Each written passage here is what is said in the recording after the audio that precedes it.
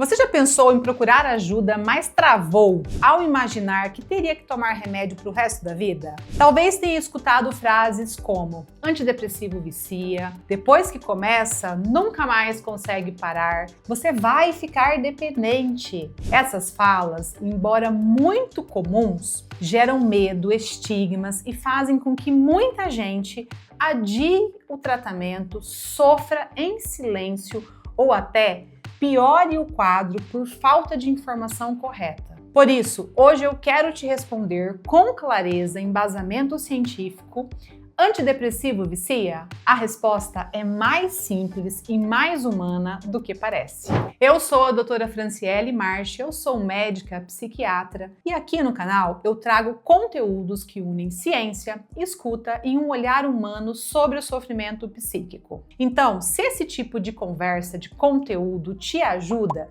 se inscreve agora no canal, ativa as notificações para não perder nenhum conteúdo que eu publico semanalmente. É natural ter medo do que a gente não conhece. A palavra remédio controlado muitas vezes remete à perda de autonomia, à ideia de vício e de que você vai se tornar refém de um comprimido. Deus me livre de ficar refém de comprimido, né? Mas a primeira coisa que você precisa entender é: antidepressivos não causam dependência química, como o álcool, como o cigarro ou outras drogas psicoativas. Antidepressivos não são os faixas pretas, aqueles medicamentos que as pessoas falam mal por aí. Eles são de outra família e eles sim têm a sua indicação de uso. O medo vem da falta de informação e do preconceito com a saúde mental. Antidepressivos atuam no cérebro regulando neurotransmissores como serotonina, noradrenalina, dopamina,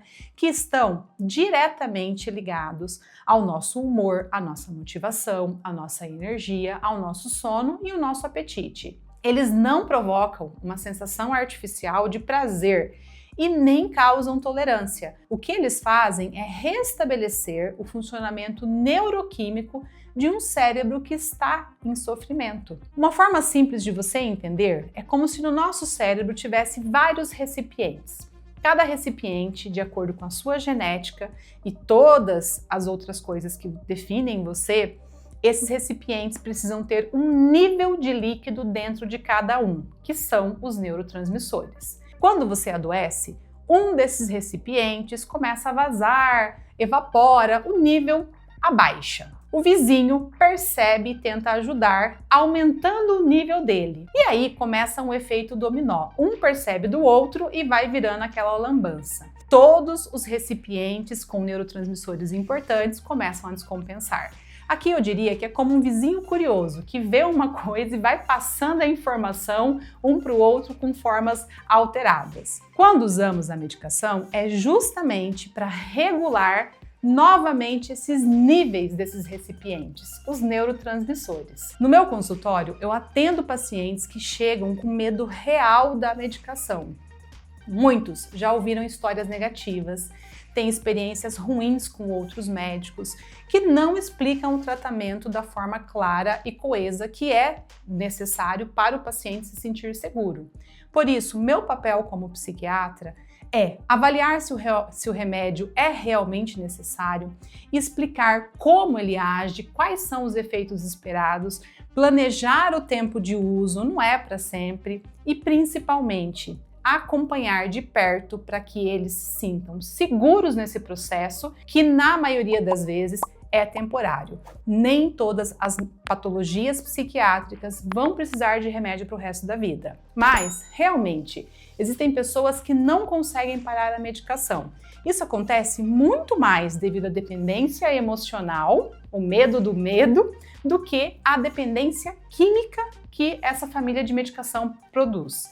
Muita gente acredita que ficou dependente porque provavelmente tentou parar em outro momento e o sofrimento voltou. Na maioria das vezes isso acontece porque foi feita uma tentativa precoce, o cérebro não estava recuperado, não estava legal ainda, ou tentaram fazer de um jeito errado. Um exemplo, a dose da medicação estava muito alta e pararam de uma vez.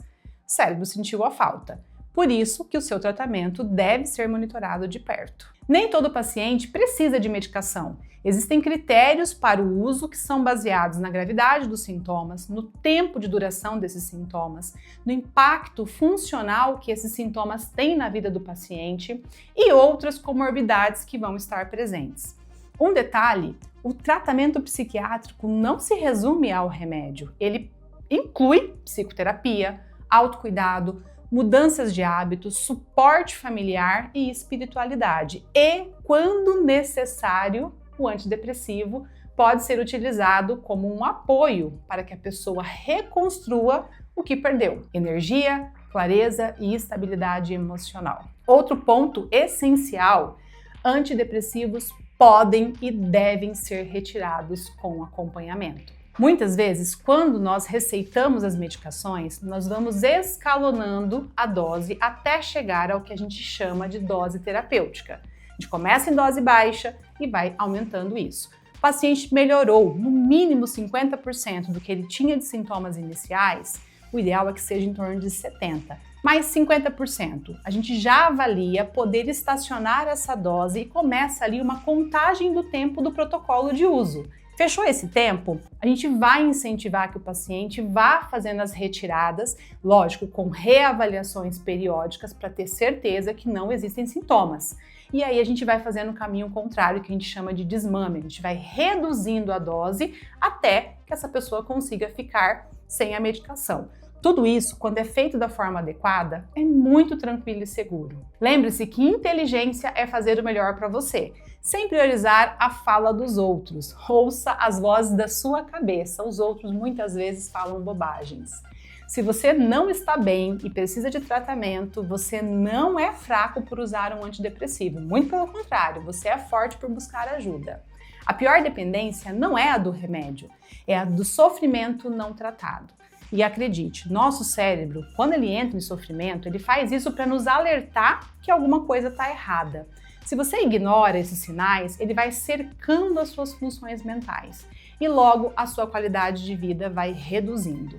Se você precisa de mais informações e ficou com alguma dúvida do que eu posso te orientar, deixa aqui nos comentários, vai ser uma honra para mim auxiliar no seu processo de entendimento e melhora. Espero que esse vídeo tenha te auxiliado a entender um pouco melhor como é o funcionamento desse adoecimento psíquico e, por vezes, como é o tratamento com o uso de antidepressivos. Não esquece de conferir os outros conteúdos aqui do canal, que tem muita coisa que eu tenho certeza pode te ajudar. Nos encontramos no próximo vídeo. Até mais!